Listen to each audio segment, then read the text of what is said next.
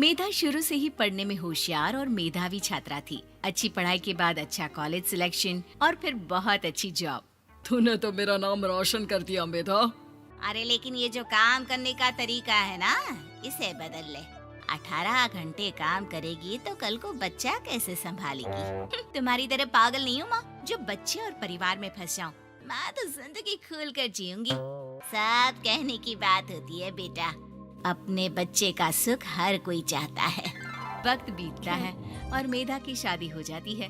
शादी के कुछ सालों में ही मेधा एक सुंदर से बेटे की माँ बन जाती है। अरे यार, मेरी मैटरनिटी लीव खत्म हो रही है, क्या करे? माँ भी नहीं आ सकती, कैसे मैनेज करूँ? ऐसा करते हैं, इसके लिए एक केयर टेकर रख लेते हैं, वो देखा करेगी इसे। मेधा को पति की बात जंच जाती है और वो केयर टेकर की तलाश शुरू कर देती है। एक दिन उन लोगों के घर एक महिला आती है जो दिखने में पढ़ी लिखी लगती है। जी, क्या काम है आपको? मैम, मेरा नाम स्नेहा है। आपका एड देखा केयर टेकर का, क्या मैं आपके यहाँ काम कर सकती हूँ? हाँ, क्यों नहीं, लेकिन आप तो अच्छे घर की लगती हैं, फिर नौकरी क्यों? दरअसल मेरे ससुराल वालों ने मुझे घर से निकाल दिया क्योंकि मैं माँ नहीं बन सकती और माता पिता भी नहीं है इस दुनिया में। तो अरे अरे, कोई बात नहीं, तुम लक्ष्य को ही अपना बच्चा समझो और यहीं रहना, और किसी भी चीज की जरूरत हो ना तो बता देना। नेहा खुशी खुशी लक्ष्य को संभालने लगती है। रात को जब मेधा घर पर आती है, अरे क्या बात है स्नेहा, तुमने खाना नहीं खाया क्या? अरे दीदी, आपका बेटा टाइम दे तब ना। अरे तो जब वो सोता है तब खा लिया करो। तब तो मैं इसके पास ही बैठी रहती हूँ। कोई मच्छर या कीड़ा काट ले लक्ष्य को तो अब आप पकड़ो, मैं खाना खा लेती हूँ। स्नेहा वहाँ से चली जाती है। बहुत ही अच्छे से ख्याल रख रही है ये लक्ष्य का।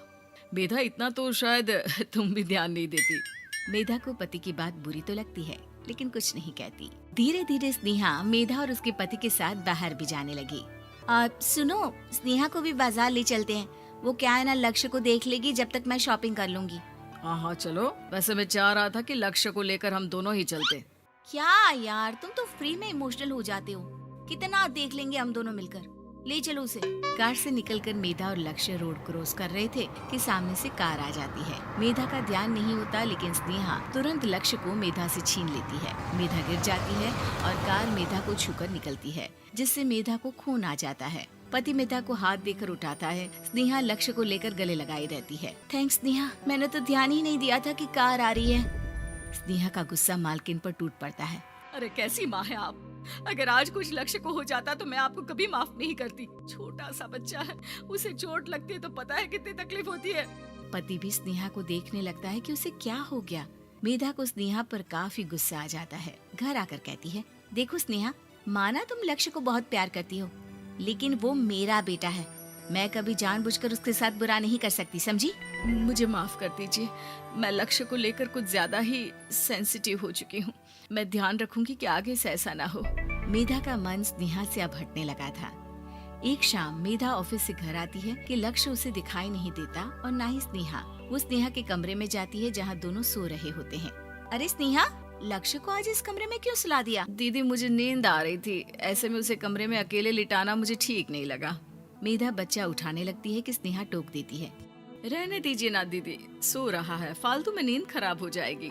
मेधा को गुस्सा आ जाता है और वो बच्चा उठाकर वहाँ से चली जाती है। अगले दिन मेधा स्नेहा को बुलाती है, साथ में एक और लड़की खड़ी होती है। स्नेहा, अब तुम अपना कुछ और देख लो, हम लोगों को नई केयर टेकर मिल गई है, तुम इस हफ्ते घर छोड़ देना। स्नेहा का मन लक्ष्य को छोड़ने का नहीं करता, लेकिन नौकरी तो नौकरी होती है ना। स्नेहा घर से चली जाती है। धीरे धीरे महीने और साल बीतते जाते हैं और लक्ष्य एक नौजवान लड़का हो जाता है। लक्ष्य, आज मुझे मंदिर जाना है, ले चलोगे? ठीक है माँ, एक काम करके अभी वापस आता हूँ, तब तक आप और पापा दोनों तैयार हो जाइए।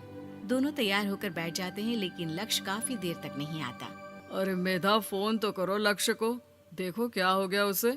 मेधा फोन करती है तो पता चलता है कि लक्ष्य का एक्सीडेंट हो गया है और वो सिटी अस्पताल में है। जल्दी चलिए, पता नहीं कैसा होगा मेरा बेटा।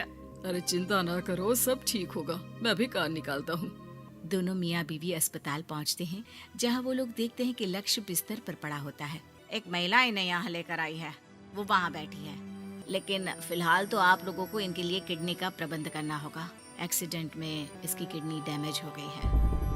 मेरी ले लीजिए डॉक्टर साहब, मेरे बेटे को बचा लीजिए। नहीं नहीं, आप माँ हैं, आपकी नहीं ले सकते, पिता की भी नहीं।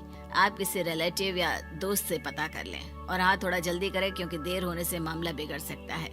मेधा बैठकर रोने लगती है कि वहाँ डॉक्टर आ जाते हैं। जिस औरत ने आपके बेटे को यहाँ भर्ती कराया था वो अपनी किडनी आपके बेटे को देना चाहती है। हाँ? कौन है वो? कहाँ है वो? तभी वहाँ स्नेहा आ जाती है। स्नेहा तुम? मैं लक्ष्य को पहचान नहीं पाई थी, लेकिन आप लोगों को देखकर समझ गई कि ये लक्ष्य है, इसलिए वापस आ गई। मैं अपनी किडनी आपके बेटे को देना चाहती हूँ। मेरी अपनी तो कोई औलाद नहीं, लेकिन लक्ष्य में मैंने हमेशा अपना बच्चा देखा। तुम धन्य हो स्नेहा, जो इतने साल में भी लक्ष्य को भूल नहीं पाई। सही मामले में तो वो तुम्हारा ही बच्चा होगा, क्योंकि जन्म भले ही मैंने दिया हो, लेकिन आज तुम उसकी जिंदगी बचा रही हो।